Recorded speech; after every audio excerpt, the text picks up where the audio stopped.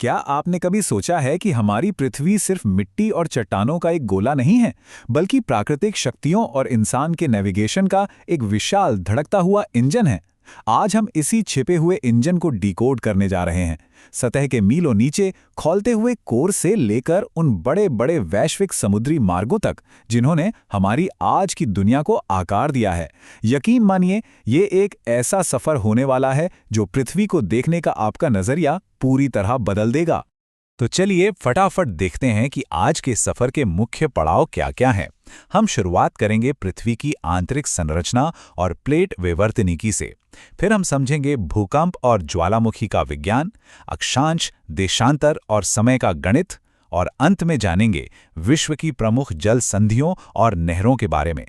आइए सबसे पहले गोता लगाते हैं सीधे हमारी पृथ्वी के उस छिपे हुए इंजन की ओर, यानी इसकी आंतरिक संरचना की ओर। अब सतह के मीलों नीचे जरा इमेजिन कीजिए, भयंकर गर्मी और दबाव का एक ऐसा क्षेत्र जिसे हम कोर कहते हैं। इसका जो बाहरी हिस्सा है यानी आउटर कोर, वो पूरी तरह से तरल है, निकल और लोहे का एक उबलता हुआ सूप। मजेदार बात यह है कि जब पृथ्वी घूमती है तो ये तरल धातु भी घूमती है, जिससे एक जियोडायनामो प्रभाव पैदा होता है, और इसी से बनता है पृथ्वी का विशाल चुंबकीय क्षेत्र। वहीं दूसरी ओर अंदर का हिस्सा यानी इनर कोर है, जिसकी त्रिज्या लगभग 3,500 किलोमीटर है। इतने भयंकर तापमान के बावजूद क्या आप मानेंगे कि ये पूरी तरह से ठोस है? बिल्कुल, क्योंकि वहां दबाव इतना ज्यादा होता है कि चीजें पिघल ही नहीं पाती। चलिए अब इस गहराई से थोड़ा ऊपर सतह की ओर आते हैं और बात करते हैं एक खिसकती हुई पहेली की, यानी प्लेट विवर्तनी की। आपको क्या लगता है, जिस जमीन पर हम खड़े हैं वो एकदम स्थिर है? बिल्कुल नहीं। हमारी पृथ्वी की ऊपरी पपड़ी किसी बड़े से टूटे हुए जिगसॉ पजल जैसी है। ये जो नक्शा आप देख रहे हैं, ये दुनिया की प्रमुख टेक्टोनिक प्लेटों की बाउंड्रीज को दिखाता है। हमारा स्थलमंडल यानी लिथोस्फीयर नीचे के अर्धतरल एस्थेनोस्फीयर पर तैर रहा है। मतलब हमारे महाद्वीप एक जगह रुके हुए नहीं हैं, बल्कि इन विशाल खिसकती हुई प्लेटों पर सवार होकर लगातार एक अनंत यात्रा कर रहे हैं। और जब ये विशाल प्लेटें खिसकती हैं तो मुख्य रूप से 3 तरह की गतियां होती हैं। पहली है अभिसारी सीमा, जहां प्लेटें आपस में टकराती हैं और विशाल पहाड़ों और गहरी खाइयों को जन्म देती हैं। दूसरी है अपसारी सीमा, जहां ये प्लेटें एक दूसरे से दूर खिंचती हैं, जिससे समुद्र के बीच कटक या रिज बनते हैं। और तीसरी है रूपांतरण सीमा, जहां ये प्लेटें बस एक दूसरे के अगल बगल से रगड़ खाकर सरक जाती हैं। जाहिर है, जब इतने बड़े टुकड़े आपस में टकराएंगे या रगड़ खाएंगे तो कुछ तो हलचल होगी ही। यही हमारा अगला विषय है, भूकंप और ज्वालामुखी। प्लेटों का ये मूवमेंट कभी भी शांतिपूर्ण नहीं होता। यहां एक बहुत ही महत्वपूर्ण कॉन्सेप्ट आता है, भ्रंश या फॉल्ट लाइंस का। ये हमारे पृथ्वी की पपड़ी में मौजूद बहुत गहरी दरारें होती हैं। सालों साल प्लेटों की गति से जो भयानक ऊर्जा वहां जमा होती है, जब वो अचानक इन दरारों से बाहर निकलती है तो धरती कांप उठती है। इसका एक रोंगटे खड़े कर देने वाला उदाहरण 2001 का गुजरात भूकंप है।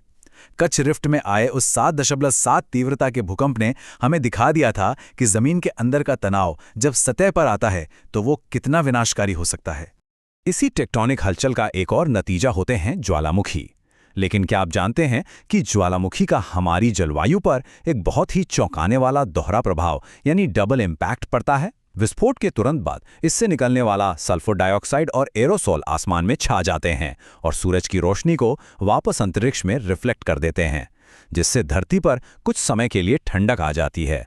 लेकिन लॉन्ग टर्म में देखा जाए तो ये कार्बन डाइऑक्साइड और मीथेन जैसी गैसें भी छोड़ते हैं, जो वायुमंडल को गर्म करती हैं। मतलब ये प्रकृति का एक बहुत ही जटिल थर्मोस्टैट है। खैर, ये तो हो गई जमीन के अंदर की बात।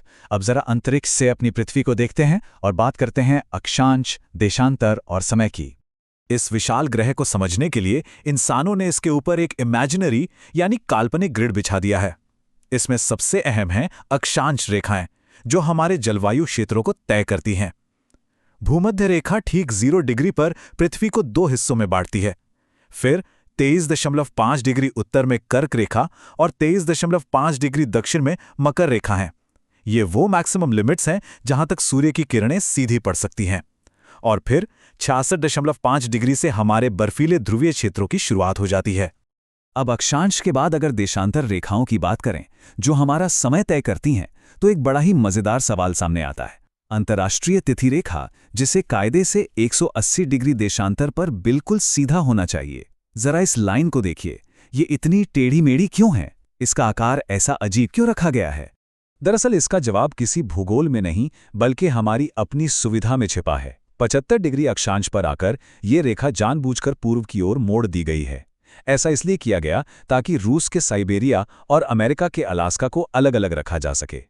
जरा सोचिए, अगर ये रेखा बिल्कुल सीधी होती तो एक ही देश या एक ही इलाके के दो हिस्सों में दो अलग अलग दिन चल रहे होते, मंगलवार और बुधवार एक ही शहर में। इस कंफ्यूजन को टालने के लिए ही इस रेखा को मोड़ दिया गया। इस इमेजिनरी ग्रिड से वापस असली दुनिया के पानी में लौटते हैं। अब हम बात करेंगे विश्व की प्रमुख जल संधियों की, जो सच में प्रकृति के बनाए हुए अहम गलियारे हैं।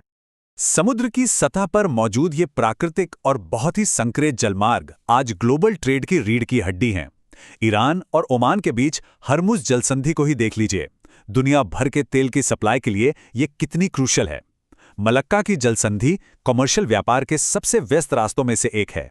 इसी तरह बाबल मंडेब लाल सागर को जोड़ती है।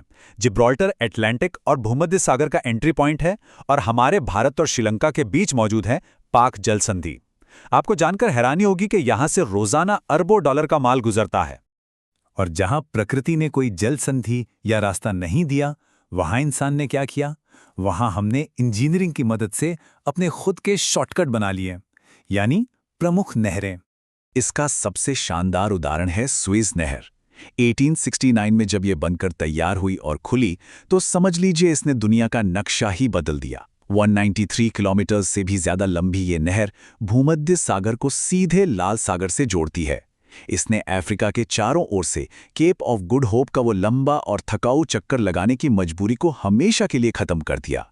इससे दुनिया भर के जहाज़ों के लिए समय और पैसे दोनों की भारी बचत हुई। तो अगर हम समराइज करें तो प्रकृति ने हमें दी पाक, मलक्का और हरमुज जैसी बेहतरीन जलसंधियां, और हमने खुद बनाई कील, स्वेज और पनामा जैसी विशाल नहरें।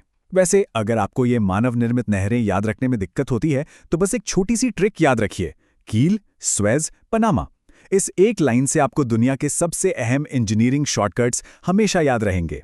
तो दोस्तों, पृथ्वी के उस खौलते हुए कोर और खिसकती प्लेटों से लेकर मानव निर्मित नहरों तक का ये सफर अब अपने अंतिम पड़ाव पर है। लेकिन जाते जाते एक बड़ा सवाल मैं आप सभी के लिए छोड़कर जा रहा हूं। जैसे जैसे ये विशाल टेक्टोनिक प्लेटें आने वाले लाखों सालों में दुनिया का नक्शा फिर से बदल देंगी, क्या इंसान की बनाई हुई ये नहरें और इमेजिनरी लाइंस प्रकृति की इस ताकत के आगे टिक पाएंगी? इस बारे में सोचिएगा जरूर। आज के इस सफर में हमारे साथ जुड़ने के लिए बहुत बहुत धन्यवाद।